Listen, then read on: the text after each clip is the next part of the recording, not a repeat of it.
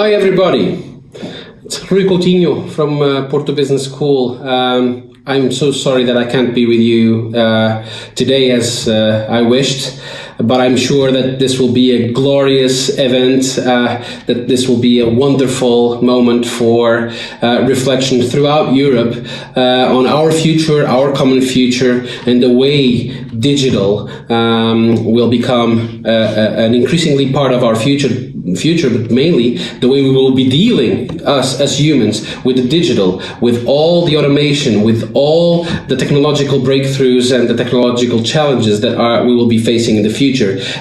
To try and understand that and to try to build collective visions for our future as a society, as humans. This is so exciting. So I wish you all a great work, and I hope that everything goes well. I'm sure it will. And I will be following you very closely online.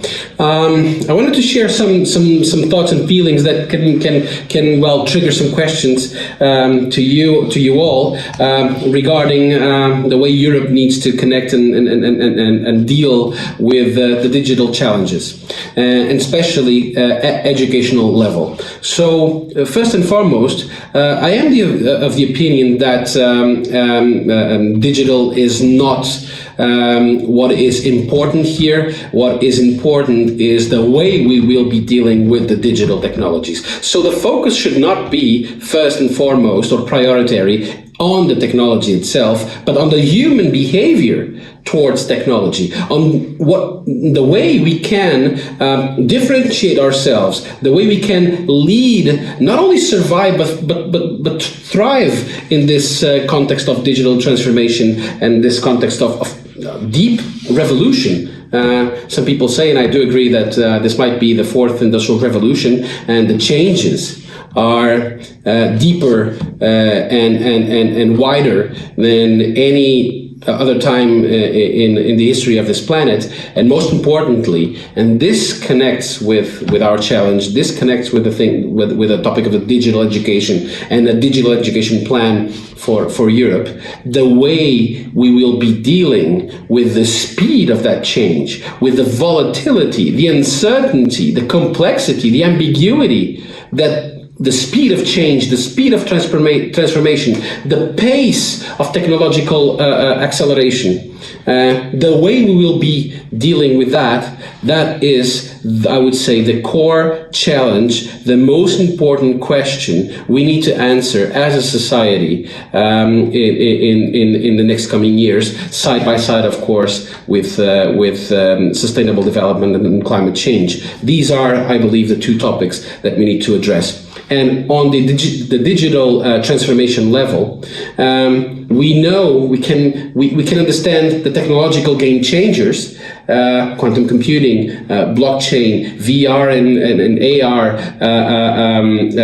additive manufacturing, cloud. You know, all these technologies are breakthrough and have a strong impact in our lives, but the combination, the combinatorial, exponential nature of these technologies, enabled by the internet, enabled by the platform economy, that is the deep change that is happening, and that is fast tracking everything in our lives. So very often, and I do say this in almost all the classes I teach, right at the beginning, when I get inside the room, I say to my students, everything I will be talking about now is already outdated, and this is the new normal. This is the new way that our lives, that our world will be evolving. So understanding that, we will learn much slower, in a much slower way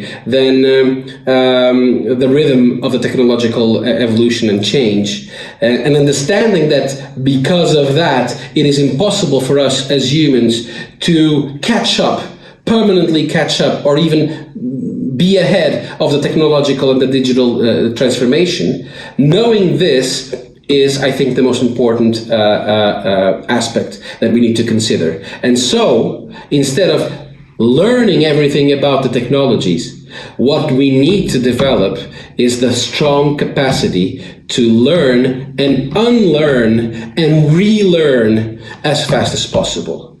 It's a little bit back to Darwin, if you want. It's a little about. It will not be the most intelligent or the strongest of the species that will survive. It will be the one that will adapt in a better way to the new circumstances. So to adapt, to adjust, to understand that ambiguity, uncertainty is the new normal, and that we need to learn, as Professor Larry Leifer from Stanford says, we need to learn how to dance with ambiguity. And this means developing the capacity to learn and unlearn as fast as possible. And technology can help us with that.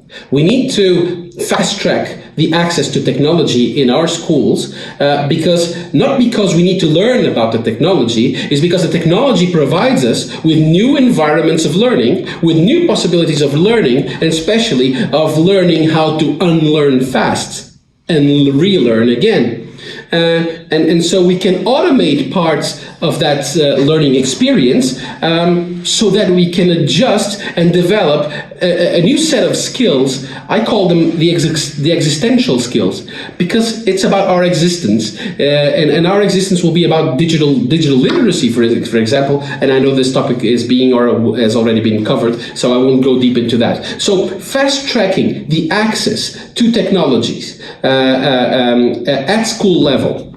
Not only relying on the fact that individuals and their households are connected, they have the cell phones, they have the tablets, they have the broadband connections. No, we should also bring that technology into the education arena, fast-tracking the connectivity of our students so that they can understand that the potential of automation releases them to focus on the set of skills that will be essential in the future and are already now, not only to learn and unlearn, but also to pick up on everything that will not be automated, at least anytime soon.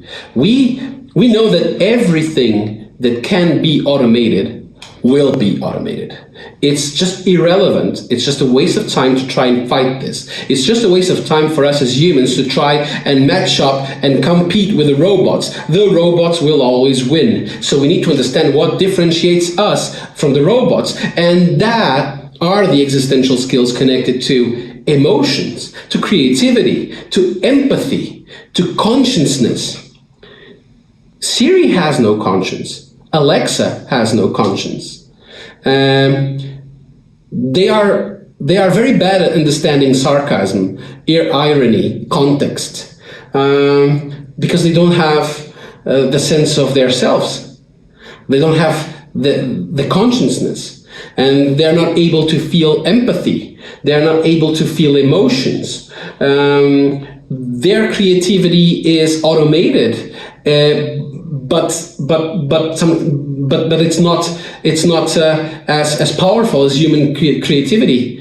They also don't have moral and ethical issues, and moral and ethics will be a very important issue in this brave new all digital world.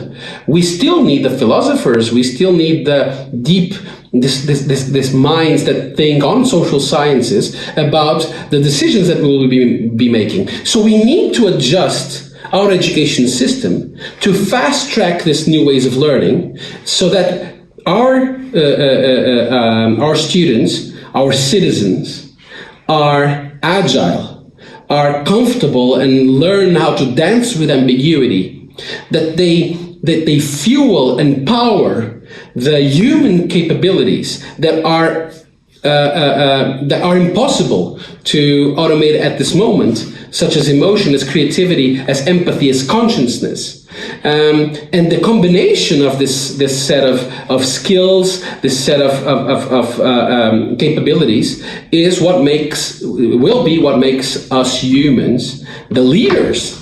As we have been, our species has dominated this world, sometimes doing a very crappy job, by not protecting the world itself, but that's another question. But we need to guarantee that the way humankind will keep on thriving and leading this planet is by focusing on everything that is not capable of being automated, it will not be automated anytime soon. And for us to learn that, we need to completely change the way we learn. We need to change completely the methodologies and the pedagogics. And we need to fast track our access to technology, because technology helps us with that. Connectivity helps us with that. We know, and we have so many examples of the impact that digital learning, digital education can have in all stages of education.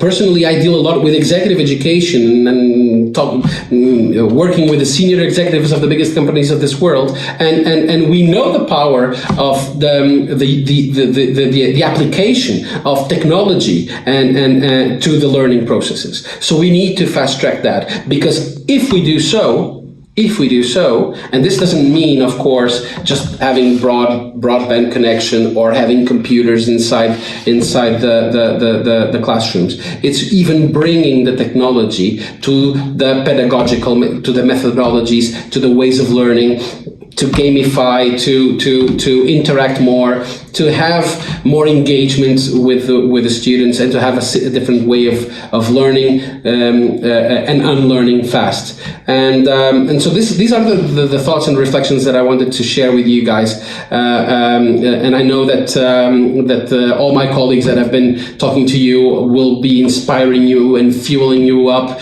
not only there in Helsinki, but all around the world pretty much.